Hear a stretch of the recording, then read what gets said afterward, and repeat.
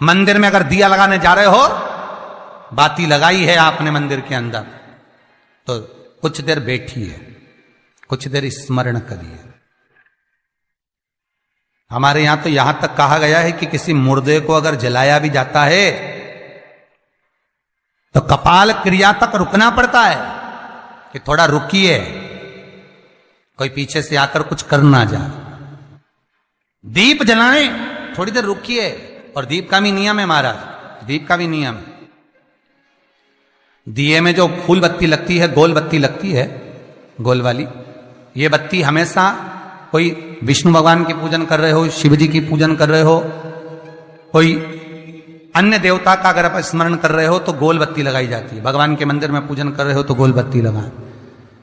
लंबी बत्ती, लंबी वाली जो बत्ती होती है, लक्ष्मी की पूजन में, देवी पूजन में, जितनी भी माताओं की आप पूजन करोगे, जितनी भी देवियों का आप स्मरण करोगे, उसमें लंबी बत्ती का प्रमाण है। पितरों की पूजन में लंबी बत्ती का प्रमाण है। पितरों को कभी गोल बत्ती नहीं लगती। आप मटके के पास में, परिंदे के पास में, जल के पात्र के पास में कोई भी अगर दिया लगाएंगे तो वहां गोल बत्ती रखकर लगाएंगे तो घर में लक्ष्मी नहीं टिकेगी। कई लोग कहते हैं कि परिंदे के पास, मटके के पास में, पानी के स्रोत के पास में जहां जल भरते हैं, हंडा रखते हैं, टंकी रखते हैं, वहां पर मटके के पास बत्ती लगाओ, दिया लगाओ, पितर शांत रहेंगे। तो पितरों को शांत करो, मना नहीं है, पर दिया लगाने का नियम है कि पितरों को अगर आप दिया लगा रही हो मटके के पास, परिंदे के पास, या अमावस्या के दिन पितरों के लिए अगर दीप लगा रही हो तो गोल बत्ती अगर लगाओगी तो कार्य कभी सफल नहीं होगा। धन आएगा जाएगा, टिकेगा नहीं। इसलिए पितरों के लिए अगर दिया लगाना है, पूर्वजों के लिए दिया लगाना है, पितरों के लिए अगर दीप लगाना है तो लंबी बत्ती लगाइए, लंबी बत्ती। महाराज, लंबी बत्ती का प्रमाण हमारे यहां शास्त्र का, गोल बत्ती का प्रमाण। और सुंदर चरित्र कहा, यदि आपके जीवन में बहुत ज्यादा लक्ष्मी से तकलीफ है, कष्ट बहुत ज्यादा है, या इसलिए शायद कहा जाता है कि भगवान को सर्वश्रेष्ठ कौन सा चंदन अच्छा लगता है। आपको पहले भी कथा में कहा, आगरा की कथा अगर किसी ने सुनी होगी तो उसमें वर्णन किया। भगवान को सर्वश्रेष्ठ चंदन कौन सा, भगवान को सर्वश्रेष्ठ चंदन कौन सा प्रिय है, वो कौन सा चंदन है जो भगवान विष्णु को लगाएं, राम को लगाएं, कृष्ण को लगाएं, वो कौन सा चंदन है जो श्री हरि को लगाया जाए।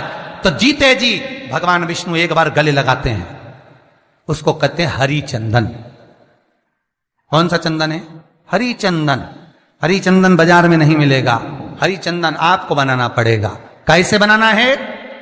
तुलसी जब सूख जाए उसकी जड़ को निकाल लिया जाए, वो जड़ को पानी में धो लिया जाए, धोने के बाद उसको सिलबट्टे पर, पत्थर पर घिसा जाए और घिसकर उसमें थोड़ा सा कुंकू, रोली डालकर तैयार कर कर जो भगवान विष्णु के मस्तक पर, कृष्ण राम के मस्तक पर लगा देते हैं और उसकी एक बिंदी अपने हृदय पे लगा लेते हैं। जीते जी भगवान एक बार उसको गले लगाते ही हैं। हरि चंदन प्रियता।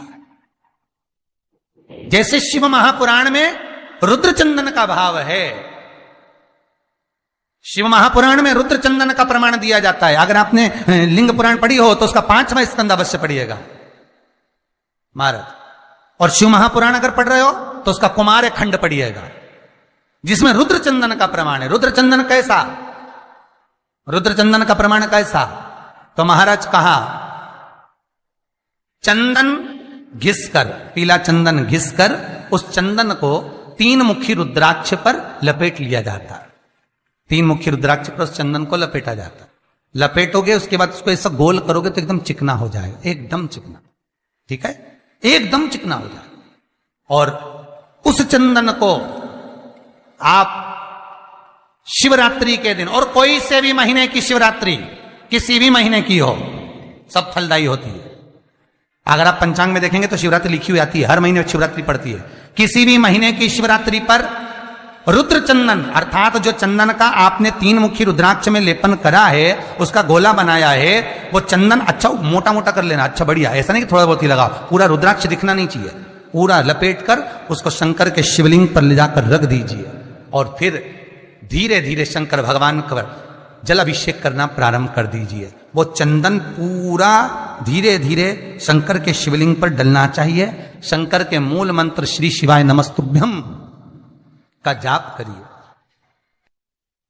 यह कहलाता है रुद्र चंदन। इस चंदन के अभिषेक से महाराज जो काम नहीं होता आप कर कर उस कार्य को प्राप्त कर सकते हो, सिद्ध कर सकते हो। रुद्र चंदन, हरि चंदन, रुद्र चंदन, ये वो चंदन है जो जीवन का सुख प्रदान करने वाले, हरि तत्व देने।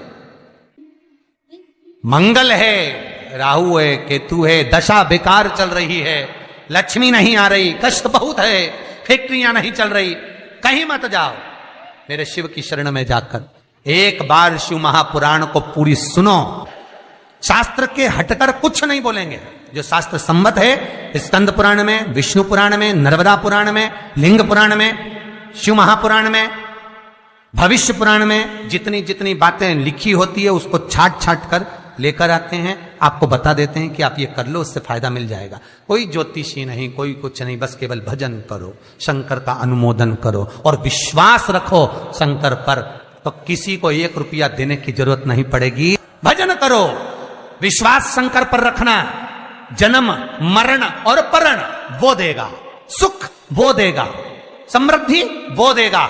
जिसके घर में बहु रिद्धि सिद्धि हो, जिसके घर में अमोद और प्रमोद पोते हो, जिसके घर में शुभ और लाभ दरवाजे पर बेटे बनकर विराजमान होते हो, जिसके घर में स्वयं अखंड सौभाग्य देने वाली पार्वती हो, जिसके घर में लक्ष्मी देने वाली लक्ष्मी बेलपत्र के पेड़ के नीचे झाड़ू लगाती हो, जो स्वयं सरस्वती को स्वर प्रदान करता है वो शंकर है। जब सब कुछ उसके पास में है, कुबेर का खजाना वो चोर को दे देता है, जब सर्वस्वता उसके पास है, तो आप इधर उधर डोलते क्यों हो? क्यों डोलो? उस पर विश्वास रखो। वो शंभु, वो शंकर, वो त्रिकालदर्शी, वो कैलाशी, वो अविनाशी सुख देगा, आनंद देगा। पाने का तरीका केवल उसको रिझाओ। जो मंदिर आपसे दूर हो, जिस मंदिर में कोई नहीं जाता, जिस मंदिर में कोई दिया तक नहीं लगाता, उस मंदिर में तुम जाओ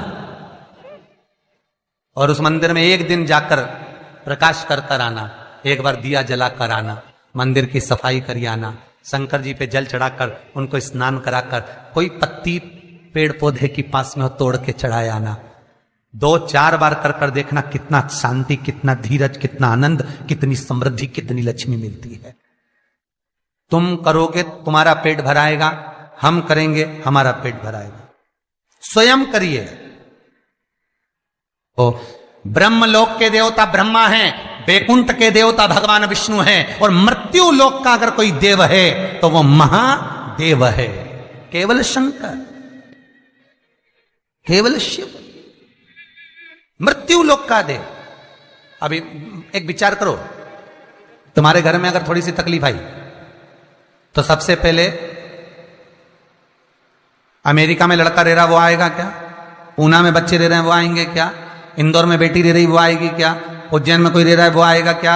सबसे पहले वो आएगा जो तुम्हारे घर के पास होगा या घर के करीब में होगा, बिल्कुल लगा हुआ होगा या घर में होगा। अब आप कहां रहते हो? जितने लोग कथा सुन रहे हैं सही बताना, कहां रहते हो? पृथ्वी पर मृत्यु लोक में रहते हो। और पुकार किसको रहे हो? ब्रह्मलोक में। पुकार किसको रहे हो? वैकुंठ लोक में। पुकार किसको रहे हो? इंद्रलोक में। और जो घर के घर में रह रहा है, जो तुम्हारे पास में रह रहा है, जो मृत्यु लोक में रह रहा है, उसको तो बुला ही नहीं रहा। कई लोग कहते हैं मृत्यु लोक, कई लोगों की आदत है पड़ोसन को तो खूब चाय पिलाएंगे, पड़ोसन की काकी के तो